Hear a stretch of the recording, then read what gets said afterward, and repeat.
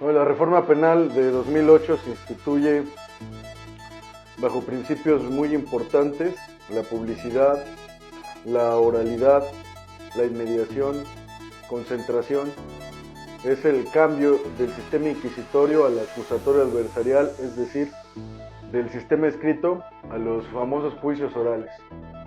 Esto se crea la declaratoria de entrada en vigor, está en el segundo transitorio del Código Nacional de Procedimientos Penales, que no podría exceder del 18 de junio del 2016 en todas las entidades federativas, motivo por el cual todas las entidades federativas del país actualmente ejerce el sistema acusatorio adversarial. Bueno, el sistema penal acusatorio contempla un conglomerado vasto de derechos humanos para la víctima y para el imputado, que están en el artículo 20 constitucional.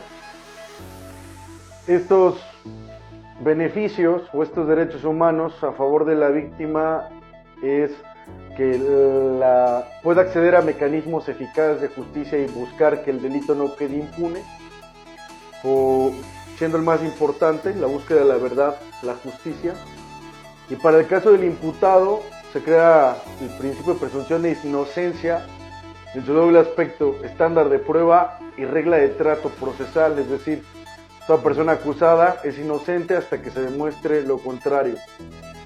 Son principios que pueden ser armonizados a través de juicios públicos donde tenga una participación activa de la sociedad y donde el juez esté constantemente a la vista del ojo público para saber qué hace y que pues los delitos puedan ser perseguidos realmente por el Ministerio Público, que cada una de las partes cumplan con su rol: el asesor jurídico, la defensa, el juez, el Ministerio Público.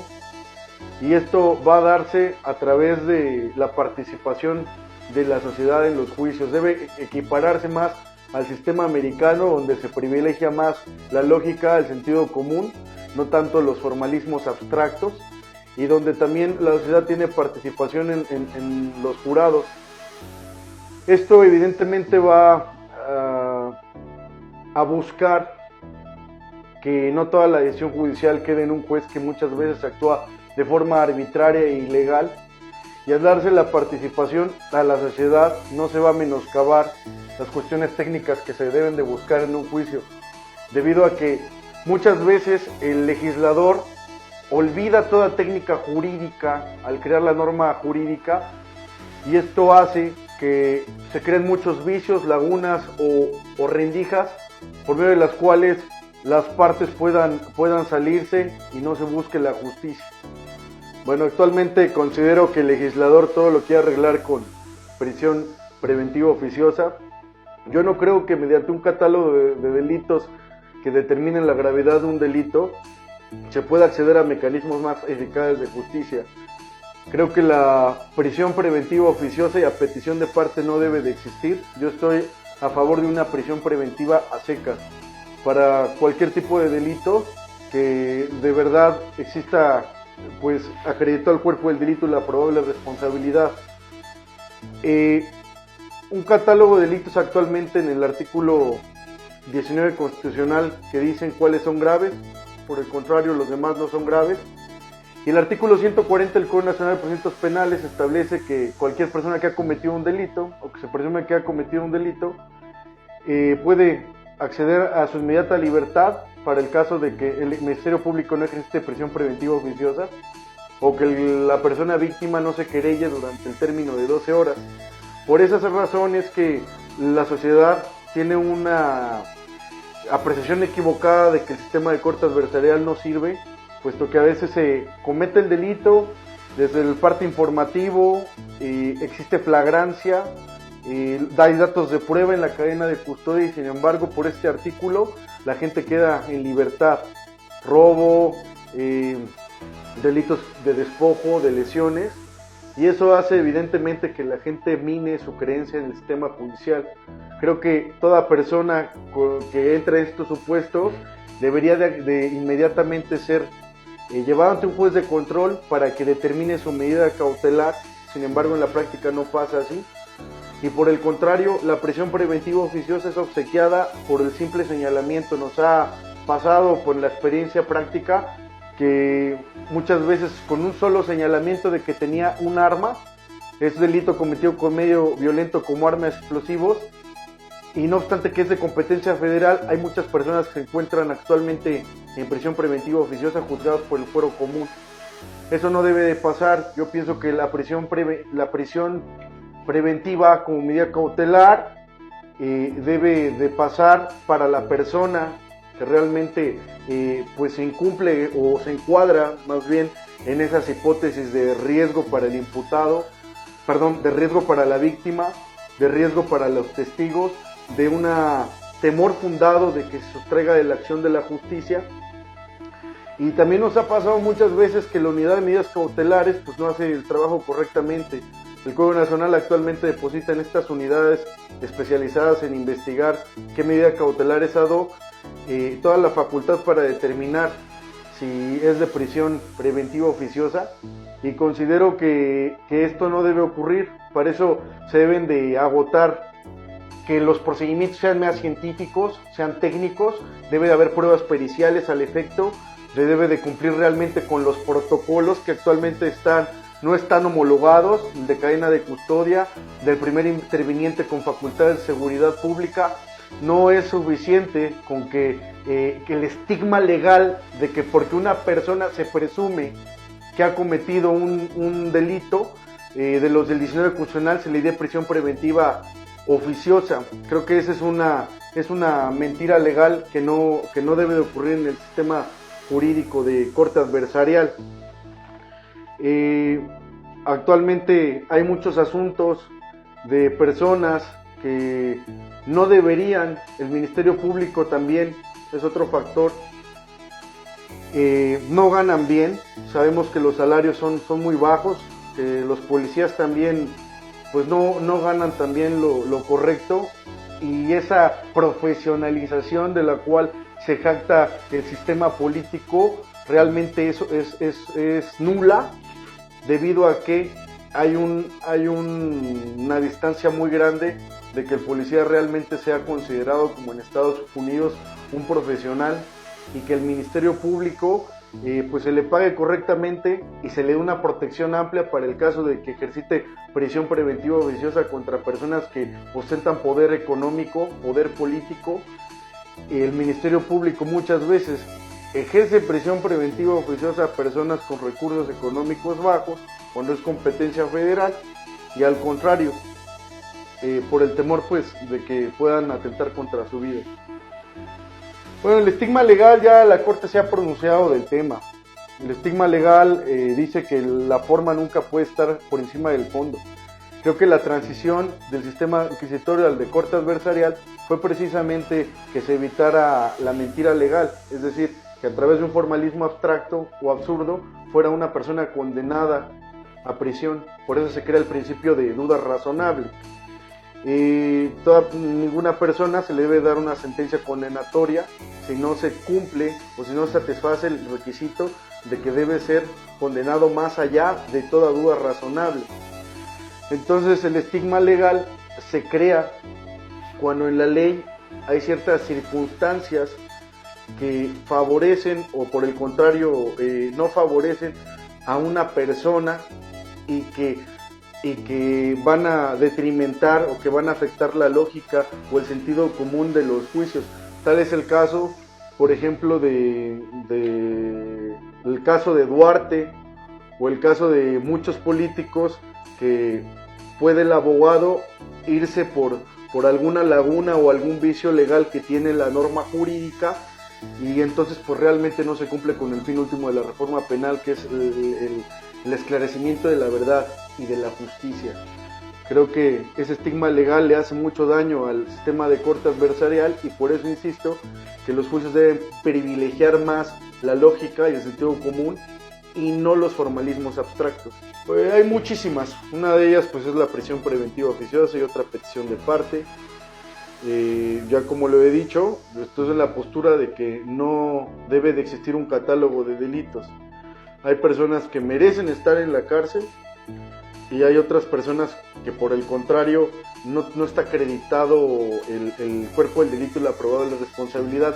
Para el caso de prisión preventiva oficiosa pienso que sí debería de estar acreditado el cuerpo del delito y la probable responsabilidad. Hoy en día, la ley dice en el artículo 19 constitucional, redujo cuerpo del delito a hecho delictivo y probable responsabilidad a posible participación. Esto es una diferencia enorme si se considera que el hecho delictivo se queda en un plano fáctico y el cuerpo del delito se queda en un plano normativo y técnico. Entonces, por el simple hecho de que exista la duda razonable, el indicio, la conclusión lógica de que una persona ha cometido pues un acto, una ejecución de un hecho que tenga la apariencia de delito, con eso es suficiente para tener por acreditado uno de los extremos del 19 constitucional. Por el contrario, más bien en el mismo sentido, dice posible participación, ya no es probable responsabilidad. Probable responsabilidad es el nexo causal entre el cuerpo del delito y el agente que lo cometió o el sujeto activo. Entonces, para el caso del sistema inquisitorio, para ejercitar acción penal, el Ministerio Público tenía que tener acreditado el cuerpo del delito y la probable responsabilidad. Hoy en día el estándar es muy bajo, se redujo a hecho delictivo y posible participación. Cuando digo posible participación, me refiero a que el legislador se le ocurrió que en un plano de lo posible pudiera estar justificado que una persona haya ejecutado un delito. Si consideramos esas dos bases que acabo de mencionar, de hecho delictivo y posible participación, esos dos elementos son suficientes para que a una persona se le dé prisión preventiva oficiosa. Por el contrario, yo considero que si van a ser juzgados por prisión preventiva oficiosa, se cambie a cuerpo del delito y probable responsabilidad, ya que la libertad es un derecho humano de los más importantes que no puede ser menoscabado o detrimentado por ese estigma legal precisamente que estoy refiriendo, que al legislador se le ocurre fuera de toda técnica jurídica. Recordar que el legislador pues no son abogados, en su mayoría tienen un cuerpo de personas que les pueden orientar, instruir, dar una apreciación técnica. Sin embargo, qué mejor que el litigante que está inmiscuido, inmerso dentro de esta práctica científica del derecho. Hay muchos vacíos todavía en los juicios orales. Me he llevado también la experiencia de, por ejemplo, la introducción de un documento a juicio oral. Son muchas formalidades cuando realmente tendría que ser juicios más efectivos, más sencillos, más prácticos, en los que no haya tantos formalismos, tantas reglas, sino que el juez realmente pudiera apreciar a través de sus sentidos a los testigos. Muchas veces el juez está escribiendo y no puede ver la cara, la impresión, la actitud del testigo, debido a que tiene que hacer sus anotaciones escritas, y pues eso afecta también la debida impartición de justicia. Creo que el sistema de justicia si se está tomando un sistema de common law o un sistema inglés, si se va a copiar, deberían de copiarse también todos los principios de forma sistémica, de forma hermenéutica, de manera integral. Y esto partiendo de que pues el juez en el sistema americano sí dirige el debate, sí dirige la discusión, y muchas veces en el sistema acusatorio adversarial de México el juez abusa de esas funciones del 66 del Código Nacional de Procedimientos Penales y no deja hablar a los litigantes, restringe mucho la discusión, la contradicción, el debate. Y por el contrario, cuando dicta una determinación, una sentencia, el tribunal de enjuiciamiento, como ya lo he repetido, pues se la pasan escribiendo y benefician más a la norma técnica, a la figura jurídica, sin ver que hay muchas cosas que están subyúdice a la lógica y al sentido común. En Estados Unidos existe el beneficio de que pues, las personas pueden entablar un diálogo directo con los jueces, pueden decir la verdad, que muchas veces se les reduce la pena. Me ha tocado ver que incluso se echan la culpa para tener una pena menor, puesto que el abogado no quiere entrar a juicio oral. Creo que Eso se debe evitar en la medida de que los abogados pues estemos más metidos en la lectura, en la pasión por la justicia, por el derecho. Se va a evitar que en los juzgados se reparta dinero, y eso en aras de elevar de forma mayor la administración de justicia.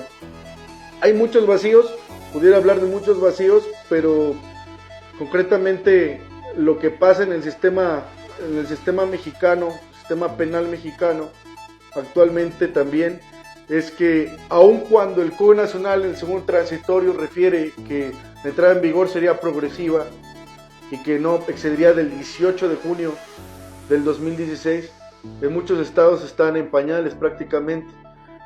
Hay audiencias de omisiones del Ministerio Público y deberían de ser rápidas, puesto que el Ministerio Público a veces tarda muchísimo tiempo. Está en peligro la prescripción de la acción penal, está en peligro la seguridad de la víctima cuando se piden medidas de protección.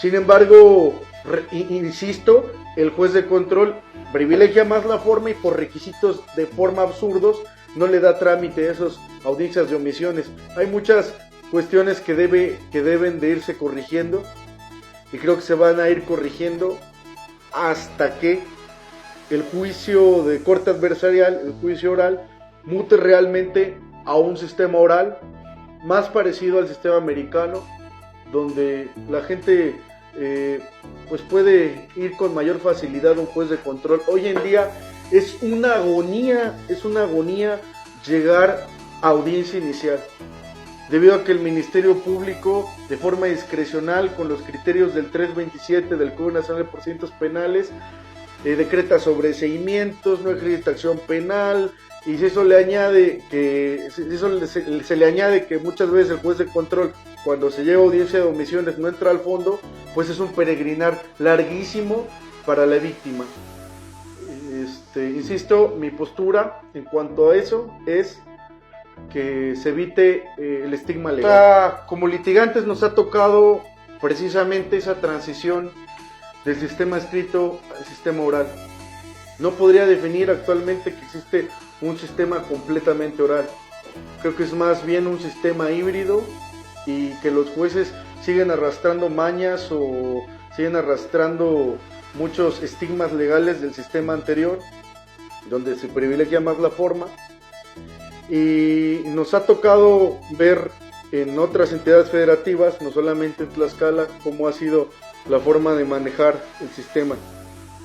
Aun cuando en ciudades como Mexicali, como Chihuahua, Ciudad de México, entraron en vigor antes el Código Nacional de Procedimientos Penales, la parte adjetiva, creo que no está subyúdice al tiempo que se maneje este sistema, porque pudiera seguir pues repitiéndose los mismos errores y defectos en el sistema judicial.